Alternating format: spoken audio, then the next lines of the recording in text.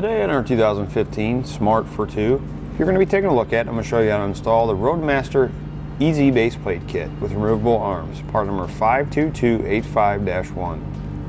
This is what our base plate looks like when it's installed. This is going to be a custom fit base plate. It's going to attach directly to the frame, and it's going to allow you to safely flat tow your vehicle behind your RV while you're traveling. This is going to be one of 5 main components in a flat tail setup. This base plate is going to have a black powder coat finish, so it's going to last a long time. This is going to be a custom fit base plate, and it's going to be compatible with quick disconnects and all Roadmaster tow bars. It's also going to have removable arms.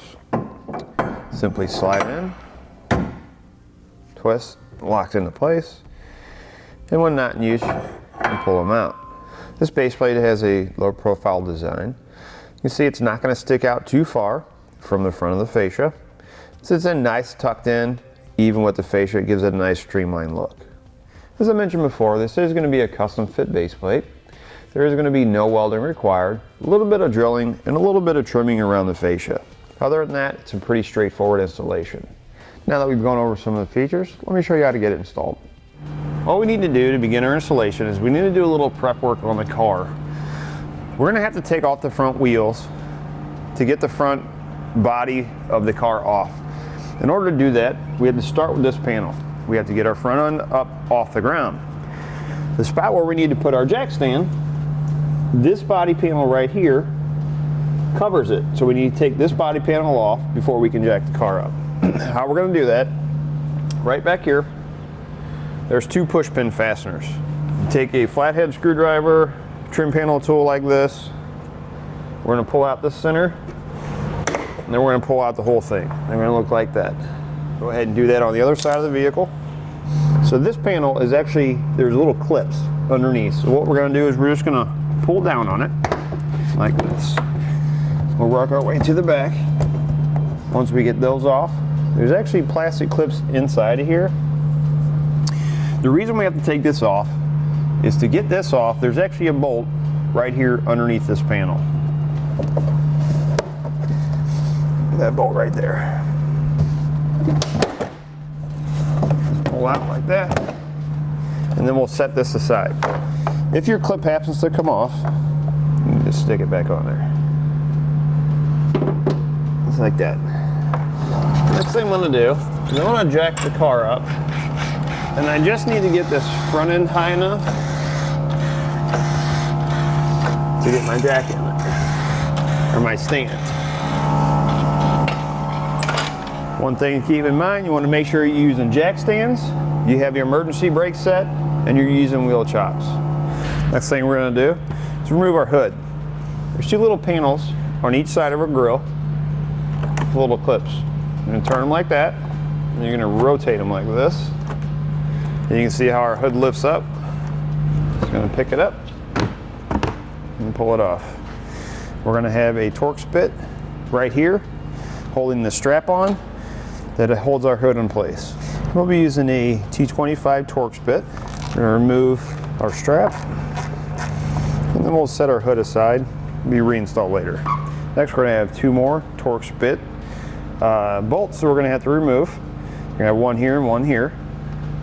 Same Torx bit, T25. Then we're going to have 2 push pin fasteners. We're going to have one here. You're going to have one same spot, but directly on the other side of the vehicle. Again, we're going to pull out the center and then the whole fastener. Do that same thing over here. Now, in between the headlight, or the top corner of the headlight and the bottom corner of the window, we're going to have another Torx bit bolt we need to take out or screw. Same bit. We're going to do the same thing on the other side of the car. Next, remove our antenna. We're going to spin it counterclockwise right down here in this long part of the antenna, or bottom part. Just like that. We'll just unscrew it. We'll set it aside to be reinstalled later. Now, inside of our door jamb, right where our antenna was, this little small panel, we're going to have a Torx bit screw there. This is just a plastic screw. We're going to use the same Torx bit, and we can just do this one by hand. We don't need to put any pressure on it. Go ahead and pull that out. And then this centerpiece, we're actually gonna have to take out also. So if you can't get it out with the screw, you can use a small flathead screwdriver or your trim panel tool. Pull it out like that. Next, we'll take a trim panel tool. We're gonna kind of pull up on it and out. You can see it's gonna slide in the top here, and this is gonna fit right down inside there. Same door jamb toward the center of our fender. We're gonna have a push pin fastener. We're gonna remove it like we did the others. We're gonna do the same thing on the other side of the vehicle. We're gonna have two T25 Torx bit bolts that are here at the top that were underneath our panel. Go ahead and remove those. Then we're gonna have one down here at the bottom. Just like that. Go ahead and do that same thing on the other side. Next, we'll take a 15mm socket. We're gonna remove the 3 bolts that are holding our wheel on. Keep in mind, these are locked bolts. So when you're removing the last one, make sure you have a hold of the wheel so it doesn't fall. Go ahead and repeat that on the other side, and then we'll set these aside to be reinstalled later. Now we need to release the lower part of our fascia from the underside of our vehicle. We're going to have 2 clips like this. All we're doing is we're pushing back on the fascia, pulling down on this panel here. We'll have one on each side, just like that. Next, we need to remove our ABS wiring harness from the plastic clip and then remove the clip. To do that, we're going to pull out on the harness where it's attached to the clip, like that, and then we're going to turn our clip counterclockwise. And we'll do the same thing on the other side. Next, we're going to have a push pin fastener inside our wheel well towards the front of the vehicle and towards the bottom. Go ahead and remove that like we did all of our other ones. And we're going to do the same thing on the other side of the vehicle. Next, we're going to remove our front fascia. Keep in mind when we pull off the side, we're going to have marker lights that we need to unplug. So we're just going to pull it out.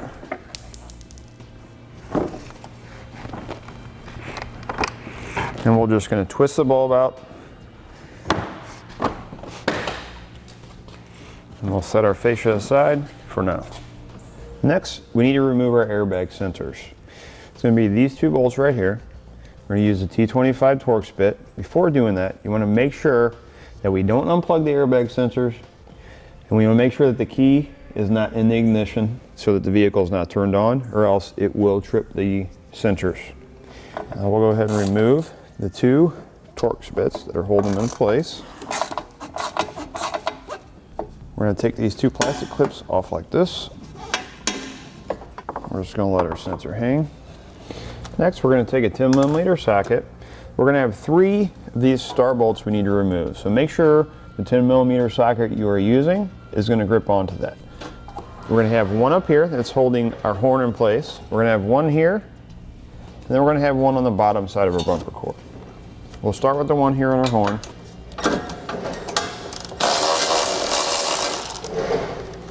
We're just going to take our horn, we're going to set it aside like that. I'm going to take one. I'm just going to kind of hand thread it in there while I take my bottom one off. We'll do the same thing on the other side. We can go ahead and remove those. We'll pull our bumper core off. Next thing I'm going to do is get a couple clamps. We're going to take our bumper core. It was on the car like this. We're going to flip it upside down.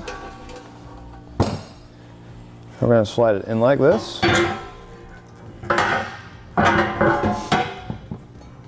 We want to make sure that this edge is flat against here. So what we're going to do is we're going to take one of our clamps. We want to lift just a little bit. We want to clamp onto our bumper core there. Like that. And we're going to put a clamp on the other side. Next, we're going to take it, we're going to flip it back on its side like this. This is the top for our bracket, the top for our bumper core. You notice there's about a 1/2 inch gap there. That's what we want. We want that on both sides. Now we're going to flip it back over the other way to these holes right here. We're going to have one on each side. Next, I'm going to take a hole punch. I'm going to try to center it inside the hole of our base plate. I'm going to flip it back up. We'll go ahead and remove our clamp. We're going to remove our base plate. Next, I'm going to take a small drill bit. I'm going to drill through that spot that I punched. Once you have your hole drilled, you want to make sure that you're going straight down, because we're going to drill all the way through the other side. We're going to do that same thing on the other side. Next, we want to finish drilling those holes to the size of a 1/2 inch.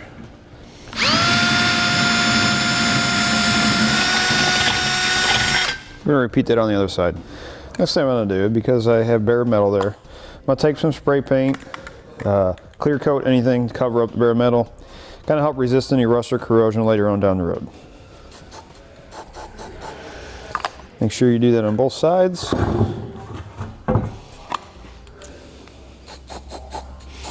I will get our base plate set back onto our bumper core. Just like that.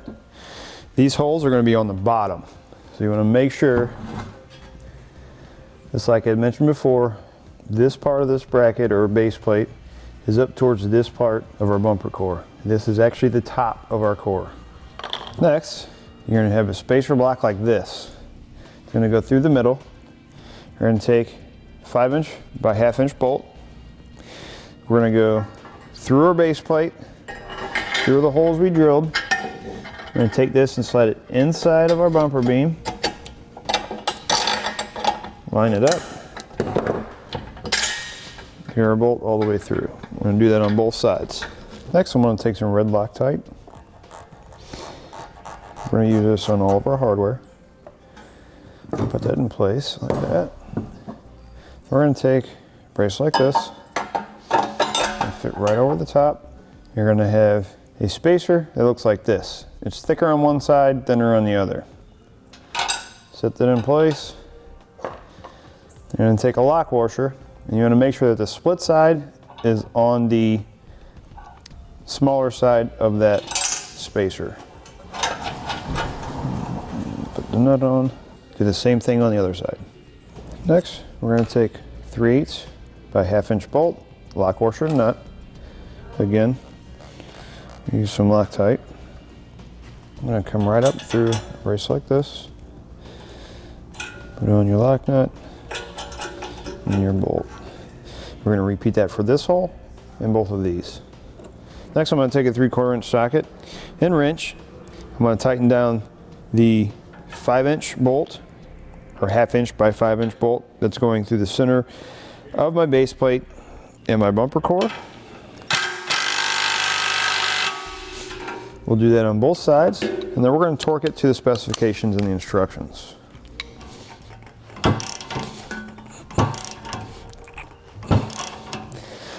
Next, we'll use a 9/16 socket and wrench. We're going to tighten all of our other ones and then torque them to the specifications in the instructions. Next, I'm going to go ahead and remove this tape, accessing that hole. We're going to do that on both sides of the vehicle. Next, we're going to take 2 more fasteners off of the inside of our fender well. You're going to have one here. And we're just going to remove these like we did all the other ones. Next, we'll take a 10mm socket, remove that bolt right there.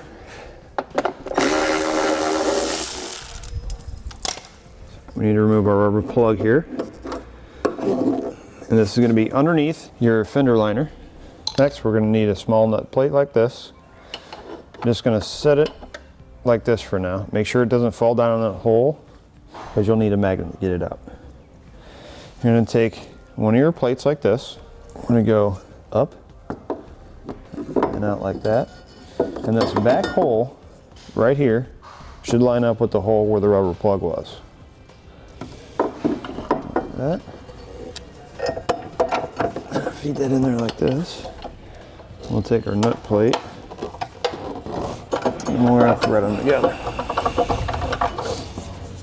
Once you've repeated this step on the other side of the vehicle. And we're going to need to trim out our air deflector.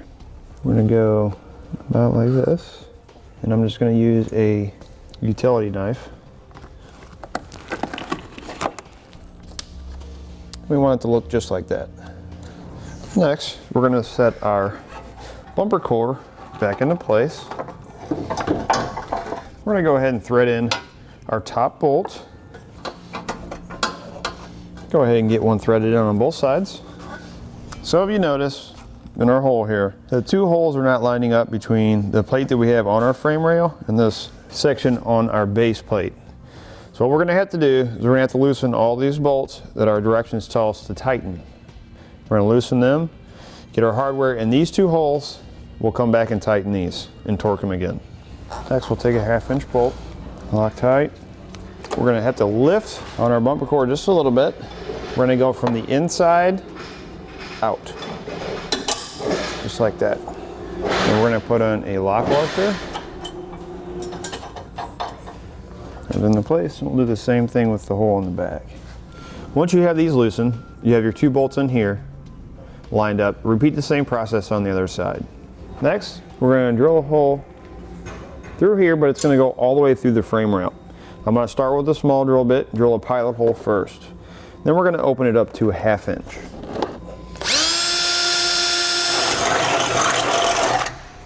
We're going to repeat that same thing on the other side. Take a 4.5 inch bolt. You're going to need this square plate here, a lock washer and a nut. We're going to go through the bottom hole, and through the hole that goes through the frame rail. Now you're not going to be able to see it, but what we're going to do is I'm going to reach up right back through here. And you can see I'm moving the, put on my plate first. Then we're going to put on a lock washer. Then we're going to put on a nut. We're going to do that same thing to the other side. We're going to drill our 1/2 inch hole here. Again, we'll start with a smaller bit. We're just going to go through this one side though. We're not going to go all the way through the frame rail. We only want to go into the center. Now, we're going to have to remove our bumper core again. So we're going to remove these two bolts on both sides.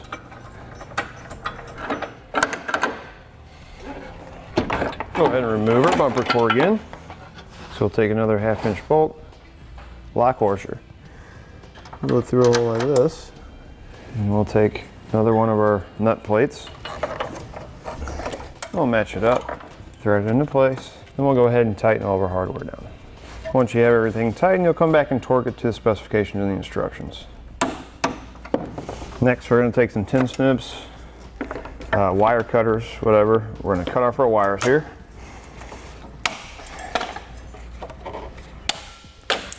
And then we're going to repeat that process on the other side of the vehicle.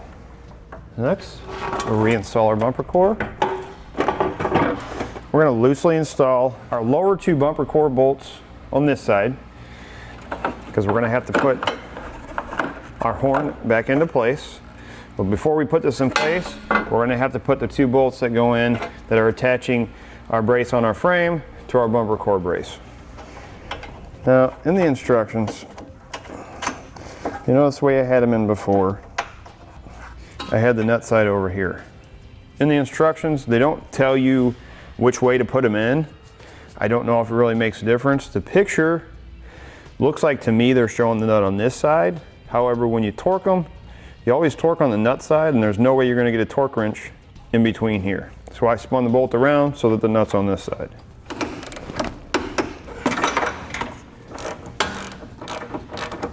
Once we have our two bolts tightened and torqued to the specifications and the instructions, we're going to do the same thing on the other side. And here on our driver's side, we're going to go ahead and put in the upper bolt that holds our bumper core in place. Don't forget to put your horn in place with it. Once you have that one tightened down, you can go ahead and start reinstalling the rest of them. Once you have your bumper core back in place, you have all of your bolts on your side plates tightened up and torqued to the specifications and the instructions. Don't forget And make sure you check these and tighten and torque them back to the specifications if you haven't done it already. Now, before we put our fascia back in place, we need to cut out for our base plate. Per our instructions, we're going to come over 3, halfway through the middle of the 3rd. We're going to come down. We're going to go down 1 full one, 2 full one. We're going to go to the bottom. Here in the center, we're going to go 1, 2, 3, which is halfway through the center of this 3rd one. Come all the way over this ridge, up, and then back along the top. Now I'm just going to take some cutters like this, snip these out of the way. Now I'm going to cut out this section. I'm just going to use my utility knife. Let's follow my lines there. Now you can see we've test fitted our fascia to make sure we don't have to do any additional trimming. Now we can reinstall our fascia in reverse order from the way we took it off. Keep in mind, if you're doing any additional wiring, now's the time you want to do that while your fascia is off. We're going to attach our Q-links to this large hole in the back of our base plate and our safety cable. Then we'll go ahead and tighten those into place. We're going to repeat the same process for the passenger side. That'll do it for a look at and installation on the Roadmaster EZ base plate kit with removable arms, part number 52285-1 on our 2015 Smart for 2.